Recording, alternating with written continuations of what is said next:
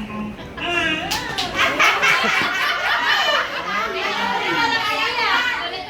Katawanan po, maliit lang yung pamilya namin. Ako, si tatay, si nanay. Naghahangad ako ng maraming kapatid, pero hindi hinagad. Nandyan kayo, lahat, para...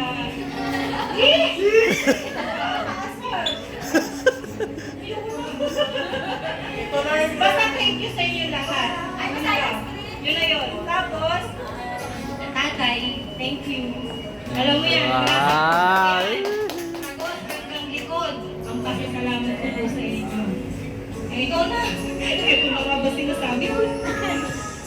Kaya naman, nanay, sa aming nag-iisang nanay, alam ko, minsan, pasaway po ako.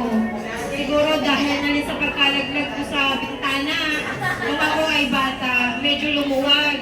So, pasensya na po talaga nanay, minsan nanikompak ako.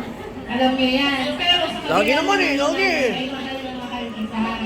Ibibigay ko lahat hanggang kaya ko. Mapasaya kita. Mapasaya kita habang buhay. Masuklihan ko lahat ng sakripisyo niyo ni tatay sa akin. Hindi ko man kayo mabigyan ng apo sa panahon ngayon. Siguro sa susunod isang puna agad. O diba? Ayan, tumutulo na siya. Baka hindi na makauwi. Basta nanay, lagi ka po mag-iingat. Ang wish ko sa'yo ay laging good health at kapayapaan ng iyong puso at isipan. Maraming salamat sa pagmamahal mo sa akin lahat. I love you, nanay. Happy birthday.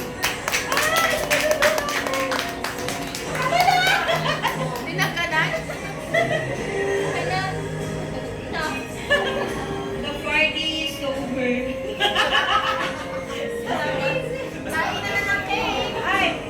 Nagpatigil ako sa kanila bonggang-bongga. Maraming salamat sa inyong lahat sa pagdalo. At talaga na-surpresa natin si nanay ha. Talaga kayo ang aking kaututang dila. Maraming salamat.